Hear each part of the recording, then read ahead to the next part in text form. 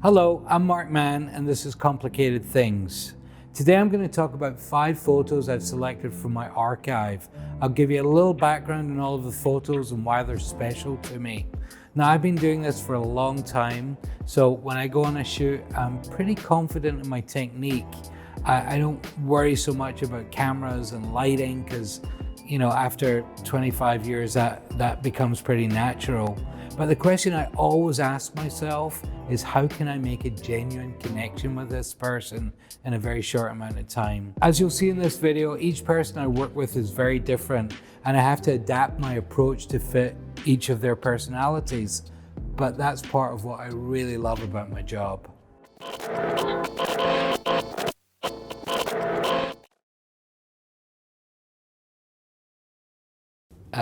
Bill Murray put me through the ringer to get this shot, and it's one of the most mixed blessing experiences I've ever had. I mean, it was one of the most fun nights I've ever had doing my job, but also it was one of the most anxiety-provoking jobs I've ever done in my life. We're talking about golf, and I tell him that, sometimes I get heavier, sometimes get lighter, but I put on some weight. And my swing, I just can't seem to get through my swing. He goes, let's have a look what you got. Okay, and he's got this 6 foot by 3 foot piece of fake grass, and we put it out front of the trailer, like just on a regular street in Brooklyn with a couple of cones around it. And he goes, okay, he drops a couple of plastic balls and takes a 7-iron out of his bag, and he goes, all right, what you got? So that's enough for my shot. And he goes, okay, and he's standing behind me, and he's like moving my hips, moving my shoulders. This is really bizarre, but I'm getting a golf lesson from Bill Murray, but I haven't got my photograph. I said, can we set up? It'll take us 10 minutes. We'll get the photo. We'll be out your hair. He goes, no. Before I see you work, I want to show you how I work. Cool. He goes, well, I'm just going to sit and make up, got a couple of things to be done, and then I'm on set in 10 minutes. Okay, can we set up for our photograph while you're... Yeah, you can set up. So we set up all our gear, it gives us a space and everything's set up. Literally all I got to do is get him to sit down, smile, and take a photo. This is it. But he won't do it. Not in a dick way, he just doesn't want to play that way. So he comes out and goes, okay, come on, I'll show you what I do. And he puts his arm around me, and everybody we come in contact with, he introduces me as his special friend, Mark. And he's got his arm around my shoulder, like pulling me in. It's my special friend, Mark. And to Melissa McCarthy, this is my special friend, Mark. She's like, hi, Mark. All right, so he's got a little scene, he does his little scene, and then I said, Dr. Murray, can we take the photo? He goes, yeah, of course we can. And he sits down, and for like 8 minutes or whatever, however long I need, he just gives me like the best facial expressions.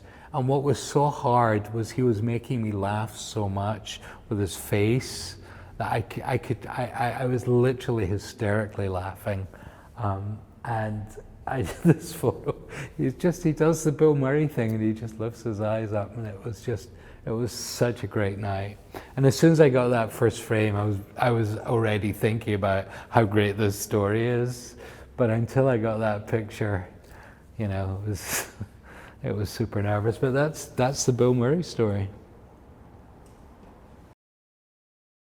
The thing with Emma Stone is it wasn't particularly challenging. Anybody who walked in with a camera that day who knew what they were doing was going to get a picture of Emma Stone. She was there, she's professional, and she's there to have her picture taken. So in that respect, it's not challenging. For me, the challenge is getting that authentic moment between me and her that makes it a portrait and not just a snapshot. With Emma, I think I had to go full on Mark's Dancing Monkey show. Oh man, my repertoire of silliness goes on and on and on. What did I do that day that was silly? I can't remember the specifics of my silliness, but it could have involved dancing, singing at the top of my voice, or just acting kind of a little crazy. But But you got to control it, because if they think you're crazy, then you're going to get that wow look instead of funny look. There's a super fine line between fun silly and verging on professional crazy, and you try and dance on that line, but I've certainly gone over it or before it many times. I think what I like about this photo is I like the composition. It just seems to work nicely. I like the color in her shirt. I think it goes nicely with her hair. But most of all, I just love that smile. And that smile is a true moment between her and I. And sometimes the true moment doesn't make for the best photograph. And sometimes the true moment might be my favorite picture, but not be correct for whatever it's being used for. But sometimes when everything aligns right, and that happens, and you get the true moment, and you get your exposure right, and you get your composition right, and you get it focused, photo gods align, and I think you get a nice portrait.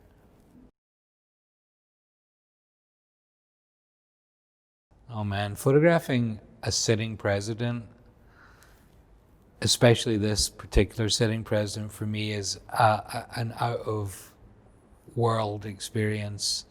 To be invited to the White House in the country that I've chosen to live in as an immigrant, to make a portrait of a president that I respect, was completely overwhelming. So we're waiting, and I hear on one of the Secret Service radios, POTUS traveling from West Wing. I'm like, POTUS is traveling from the West Wing? What does this mean? And we're standing kind of at the door area, and you're expecting, ladies and gentlemen, the President of the United States of America, Barack Obama. But it's his house, right? So he just walks in. All of a sudden, I'm like 6 feet away from the President. And I'm a little lost for words, so hi, Mr. President, could you stand on that X, please? Yeah. And he stands on the X, and I'm taking photos. I'm thinking, wow, I haven't even introduced myself. I'm not, this is not who I am. I introduce myself, I talk to you, I get to know you, I say something funny, and I'm just taking photos. So I thought, okay, this has got to stop. So I put my camera down to my side, and I start moving towards him. And I can see there's 2 Secret Service guys coming in from either side to see what's going on. And I put my camera down, I just mumble some absolute nonsense like, President Obama, it's such an honor to be in your house. I'm an immigrant to this country, and blah, blah, blah, blah. Complete nonsense, but I can see that he has appreciated the gesture. Right, he's definitely appreciated the gesture. And when I step back to take some photos, I have him, and I have him for maybe a minute. But he's the busiest guy in the world, right? And I could see after about 20 or 30 frames, I could literally see the eyes glaze over and him going into his next meeting. And we called it. We said, yeah, we got what we need. Thank you so much. And his face lit up, because he's like, great, I don't have to stand here for any longer. And he was super sweet, and he did photos with everyone. And it was, honestly, I've had this maybe 7 or 8 times when I'm taking photographs of people. I have almost like a weird out-of-body experience, right? So I'm taking my pictures, and I'm little Mark Mann from Glasgow, Scotland. And I'm taking my pictures, and then it kind of hits me. I'm photographing the President of the United States. And all of a sudden, I kind of have this out-of-body experience where I'm watching myself doing what I'm doing from above. The White House didn't want to give people this nice, clean portrait where they could just do devil horns and stuff like super easily. So they kind of pushed back, and they said, can you do some kind of shot on location?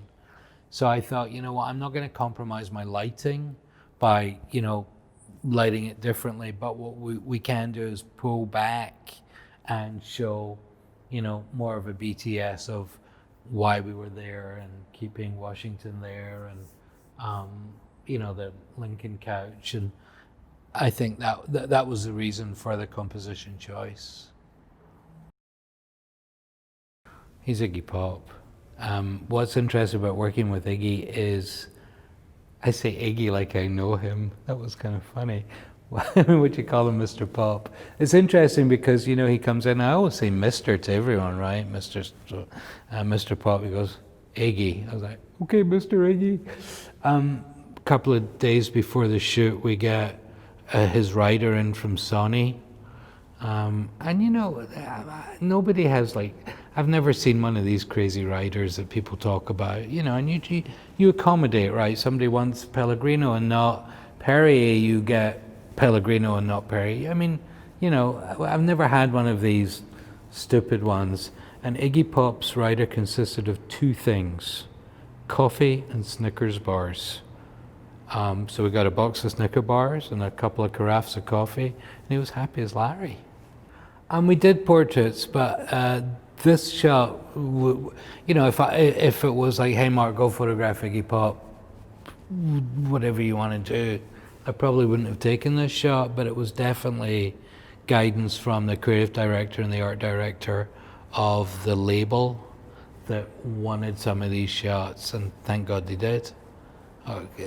We have portraits, but this shot stood out to me. It's also really interesting because this is from a few years ago, and when I started shooting, I shot a lot of music and a lot of hip hop, and one of the things that I always did was I would have my f-stop biggest number as possible, so I would get the most depth of field, because when people are moving, and it was kind of just at the start, I wasn't using autofocus cameras at the time. So, when somebody moved and you're clicking, and this was film, so you're clicking and you don't know it's hard to get exact focus. So the bigger, the more depth of field you get, the more chance you got of getting a couple of frames in focus, which means the more light you have to have, because the more light, you need more light to get that bigger depth of field. So it was kind of a throwback. It was like, oh wow, I got to get back to that kind of hip hop thing that I was doing, where everything was like f32, and it was interesting to go back to that because I'd already started to shoot a little bit with Leica and wide open apertures and very selective focus. So it was kind of fun to go back to that. She's a dream. She is one of the nicest human beings I've worked with. She's kind, she's warm, she's genuine, she's open. And when you meet people like that, you just know you're going to have a great day. She laughed at my jokes, which is always a great start for me, even though I don't think she understood half of them because of my weird Scottish accent. But she's just brilliant. I love working with her. Well, you see, the thing with working with Uzo for the 10 minutes that I worked with her before is, I'm never desperate to direct people do this or do that, because it's weird, right? So I always see where they go and then encourage little tweaks on that. So if they tend to go like that, I'll say, that's great, do it again. So to encourage them to do what they do naturally. Sometimes what happens is what they do naturally is just the shot of Uzo Aduba that everybody's seen. But she was giving me so many beautiful shots, but all very composed and all very, I thought, I gotta push this. I gotta do something to make her do something. So one of my go-tos is to do a very strong Scottish accent, start speaking like that, so nobody understands what I'm saying, and they can hear a couple of words, but I'm not actually sure what I'm doing. So I think I started that with her, and she's like, what? And I got kind of the shot that I was looking for was the questioning shot, and then we started talking about Scotland, and I think some sentence of humor that I made, some probably self-derogatory joke about being from Glasgow, just got this big, genuine, fabulous laugh. And again, everything came together and I hit the button at the right moment, and it's sharp and it's focused and the angle's nice, and that's making a portrait.